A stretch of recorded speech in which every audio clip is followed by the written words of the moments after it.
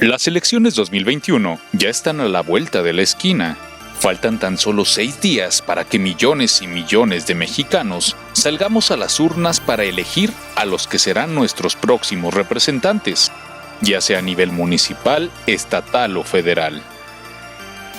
Como en toda elección, en este 2021 hay que tomar en cuenta múltiples factores que determinarán que la balanza se incline para uno u otro lado. En el caso particular de Guanajuato, podemos observar varios hechos que sin duda influirán en la decisión que la ciudadanía tome este domingo 6 de junio.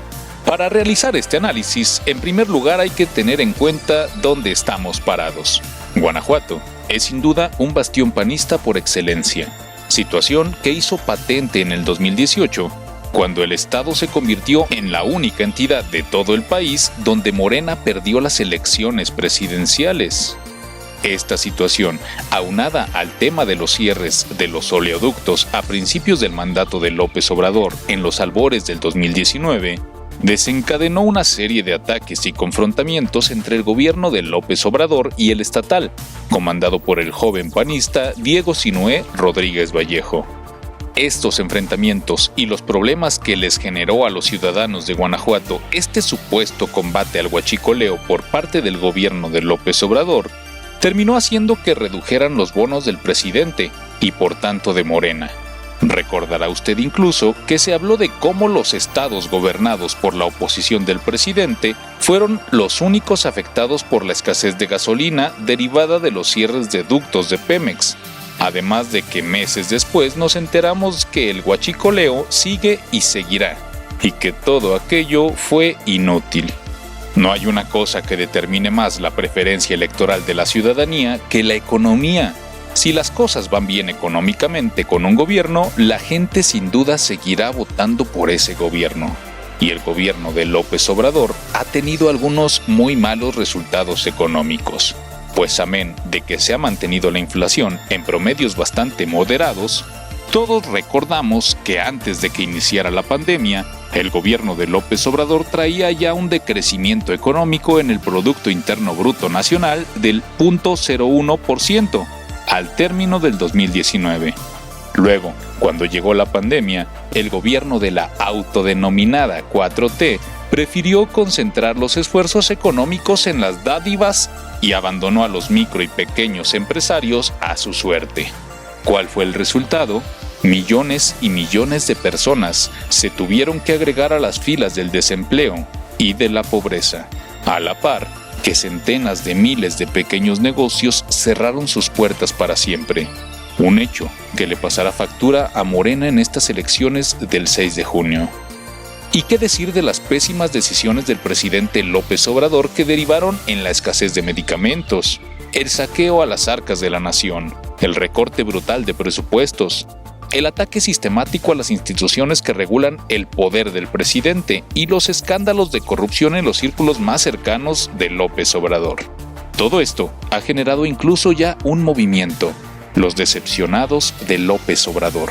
En algunos municipios de Guanajuato como Salamanca, todos estos factores se suman al paupérrimo desempeño que tuvieron los gobiernos de Morena, como el de Beatriz Hernández Cruz, donde la corrupción, los malos manejos y la opacidad y poca transparencia fueron la moneda de cambio, lo que dejó en los ciudadanos un pésimo sabor de boca y una expresión como de que huele feo cuando se les menciona a Morena.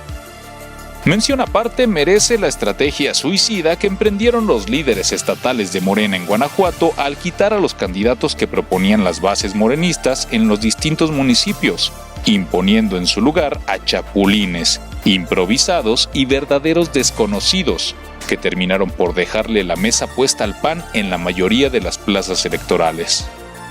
Pero no solo Morena ha fallado. Las próximas elecciones del 6 de junio en Guanajuato también se verán determinadas por el desempeño de los gobiernos panistas, iniciando por el del Estado a cargo de Diego Sinué, al cual se le recriminan dos cosas principalmente. En primer lugar, la inseguridad y la violencia, que simplemente no ha podido contener. Y en segundo, el gigantesco endeudamiento de más de 10,000 millones de pesos en que ha embarcado al Estado para supuestamente combatir la crisis del coronavirus. Situación que no quedó muy clara pues los comerciantes de todo el estado reportan que no hubo apoyos económicos por parte del gobierno del estado, y la violencia y la inseguridad siguen rampantes en todo Guanajuato. Y es justo este tema de la violencia y la inseguridad el que tiene más bifurcaciones y efectos quizá inesperados, pues algunos candidatos que han sufrido ataques en Guanajuato decidieron llevar sus campañas de manera mucho más discreta, lo que afectará de manera negativa sus resultados en las elecciones. Efecto contrario tendrá el caso de Moroleón, donde el asesinato de la candidata de Movimiento Ciudadano, Alma Rosa Barragán, derivó en que su hija tomara la candidatura, y muchos afirman que con semejante historia, tan cerca de las elecciones, esta candidata tomará un impulso difícil de superar por sus adversarios, por lo que se prevé su triunfo el próximo 6 de junio.